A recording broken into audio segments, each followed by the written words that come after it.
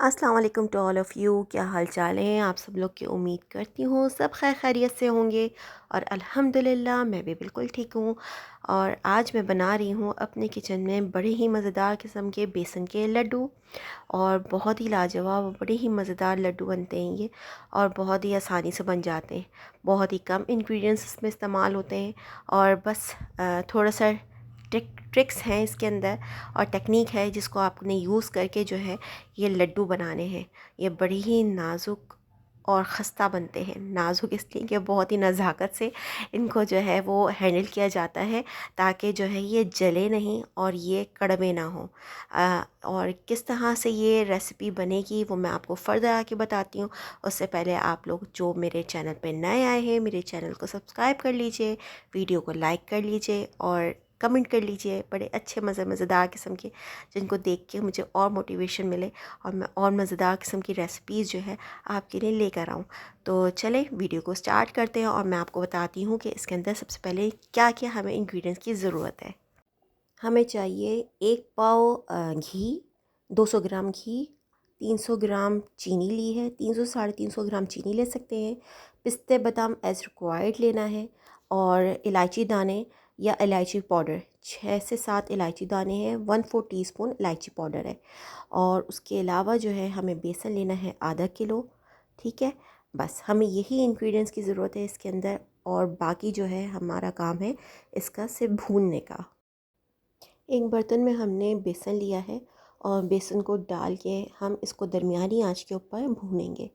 हमें कंटिन्यूसली जब तक हम बेसन को भूनते रहेंगे तो हमें कंटिन्यूसली इसमें चमचा चलाना है और चमचे को हमें चलाते हुए रुकना नहीं है। हमें इस चीज़ का ध्यान रखना है कि हमें बेसन भूनना है और इसको लाइट ब्राउनिश सा शेड हमें देना है। कन्वर्ट जो है इसको करना है हमें कलर। इसको हमें जलाना नहीं है। अगर आप बेसन को बनाते वक्त भुनाई करते वक्त चमचे चलाना छोड़ देंगे तो बेसन लग भी सकता है और ये जल भी सकता है। तो उससे जो है फिर बेसन के अंदर एक कड़वाहट सी आ जाएगी। तो हमें बेसन के अंदर एक खुशबू लेकर आनी है और उसको जो है मुस्तकिल तौर पे चलाते रहना है ताकि इसका कलर जो है वो चेंज हो जाए। बेसन के भुनने की जो निशानी है, जो शुरुआत है वो इस तरह से कि अभी आप देखें कि मैं इस बेसन को भून रही हूँ तो स्पून के ऊपर जो है मुस्तकिल तौर पे बेसन जो है वो चिपका हुआ है, वो हटा नहीं है। ठीक है, इसका मतलब है कि बेसन अभी कच्चा है और इसके अंदर नमी भी मौजूद है। तो जब हम कंटिन्यूसली जब हम बेसन को भूनते रहेंगे तो ये स्पून जो है वो हमारा क्लियर होना स्टार्ट हो जाएगा और इसके अंदर से जो है आहिस्ता आहिस्ता हल्की हल्की खुशबू आना स्टार्ट हो जाएगी।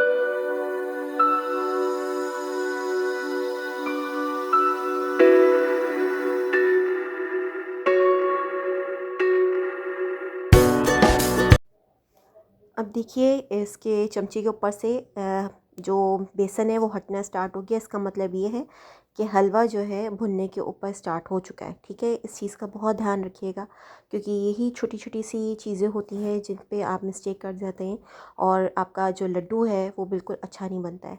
तो मोस्ट इम्पॉर्टेंट चीज़ें छोटी छोटी सी टिप्स एंड ट्रिक्स हैं इसमें, जिससे आप एक मज़ेदार किस्म का जो है वो अपनी रेसिपी जो है अपना लड्डू जो है वो बना सकते हैं। इन्हीं छोटी मोटी चीज़ों और गलतियों की वजह से जो है वो आपकी पूरी रेसिपी जो है वो ख़राब हो जाती है।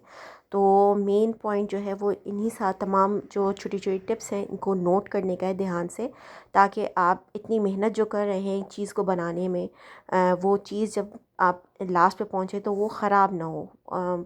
तो फिर आपको ख़ुद भी दुख होता है कि हमने इतनी मेहनत करी है वो चीज़ सही नहीं बनी और उसके बाद फिर आप लोग ये भी कहते हैं कि आपने रेसिपी सही नहीं बताई है, तो उसकी वजह से जो है वो चीज़ ख़राब हो जाती है। पर ये छोटी छोटी सी बातें हैं जिनको नोट करना बहुत ज़रूरी है। और आप देखिए मैं कंटिन्यूसली जो है अपने पतीली में बेसन को जो है वो मुस्तकिल कंटिन्यूसली चलाए जा रही हूँ और मेरा हाथ नहीं रुका है, जो कि बहुत ज़रूरी है। और इसका कलर जो है वो आहिस्ता आहिस्ता चेंजिंग की तरफ आता जा रहा है।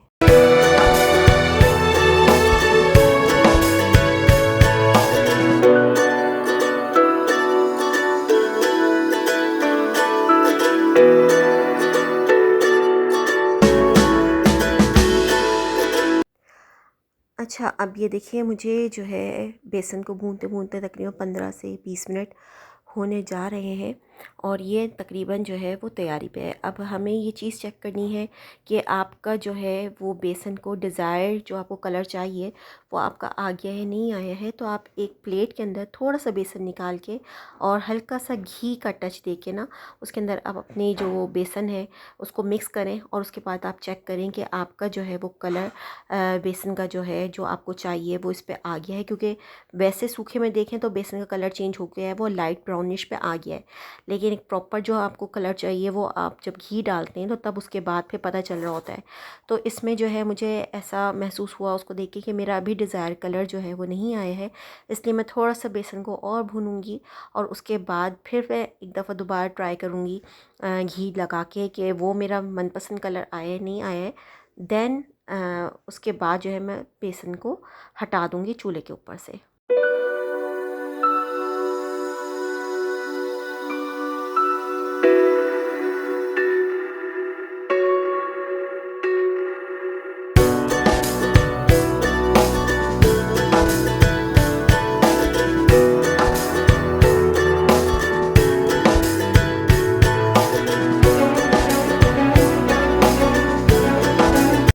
इस पॉइंट में मैंने अगेन जो है वो अपने बेसन को चेक किया कि वो जो है बिल्कुल मेरे हिसाब का जो है वो बन गया है। तो उसके बाद जो है मैंने वो बेसन भी मैंने इसमें ऐड कर लिया है। उसके बाद मैंने बेसन को चूल्हे से हटा दिया है। अब जल्दी से हमारा जो बेसन है वो हम अपने एक बाउल के अंदर जो है वो ट्रांसफ़र कर देंगे और ट्रांसफ़र करने के बाद इसके अंदर हम अपने तमाम इंग्रेडिएंट्स शामिल करेंगे। सबसे पहले जो है हम इसके अंदर शामिल करेंगे घी। घी को हमने मेल्ट कर लेना है, हमें इसको में जमा हुआ घी नहीं डालना है। हम घी को थोड़ा थोड़ा करके ऐड करेंगे और उसके बाद जो है हम इसके अंदर शामिल करेंगे चीनी। और चीनी हमें शामिल करनी है पिसी हुई। जो हमने 300 ग्राम चीनी ली थी, 300 से 350 ग्राम आप अपने टेस्ट के अकॉर्डिंग ले सकते हैं। 300 350 ग्राम इस बेहतरीन यानी मतलब इसका जो है मेजरमेंट है, ठीक है ना। और इसको हमने घी और चीनी को जो है हमने पिसी हुई चीनी को और इलायची दाना, ये इलायची पाउडर ले लें तो वो ज़्यादा बेस्ट है, दाने मुंह में आ जाते हैं, पाउडर जो है वो अच्छे से मिक्स हो जाता है। तीनों चीज़ें जो है वो हमने इसमें शामिल कर देनी है और इसको जो है हमने हाथों की मदद से जो है मिक्स करना है। ये अभी मैं थोड़ा सा स्पून से मिक्स कर रही हूँ क्योंकि इस वक्त बेसन जो है बहुत बहुत ज़्यादा गर्म है और इसमें आपका हाथ जल सकता है। तो बड़े एहतियात के साथ जो है आपने जो है तीनों इंग्रेडिएंट्स को जो है वो एक दूसरे के साथ मिक्स करना है हाथों को जलाए बिना।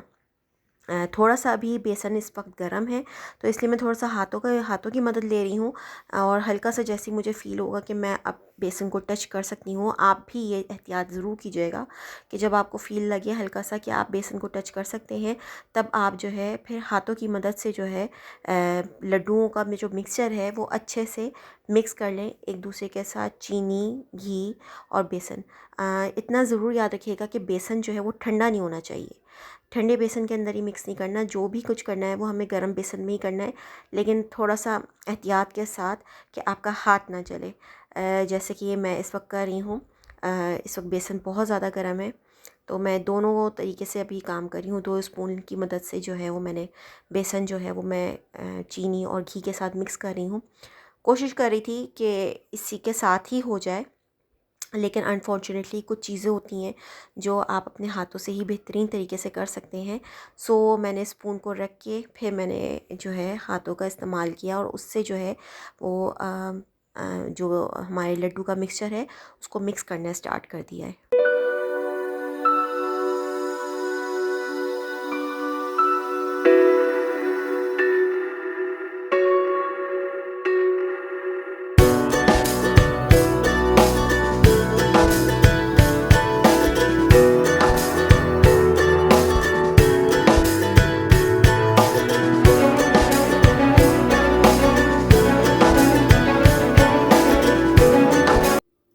इन द मीन वाइल इसके अंदर जो है हम साथ में हमारे जो पिस्ते और बादाम हमने काट के रखे हुए थे हम वो भी इसमें शामिल कर लेंगे और उसको अच्छे से मिक्स कर लेंगे।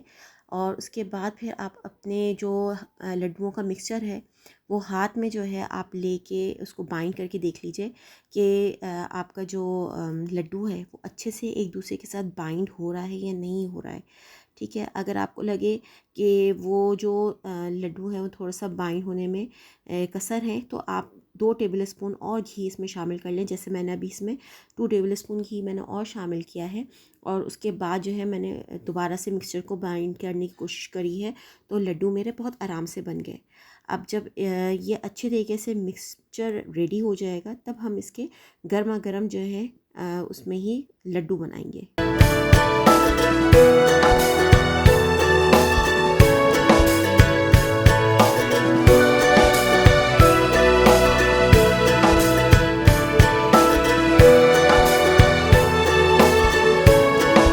अच्छा, मिक्सचर बहुत ही एहतियात से आप मिक्स कीजिएगा, क्योंकि इस वक्त जो मैं बेसन का जो मिक्सचर है वो मिक्स कर रही हूँ, तो बेसन बहुत ही ज़्यादा गर्म है और मेरे ख़ुद के भी हाथ जो है ना थोड़े से वो तपिश में आ रहे थे। तो मैं बड़ी एहतियात के साथ जो है वो तमाम मिक्सचर को आहिस्ता आहिस्ता मिक्स कर रही हूँ, ताकि वो अच्छे से मिक्स हो जाए और मिक्सचर जो है हमारे लड्डू जो है वो बहुत अच्छे से बन जाए।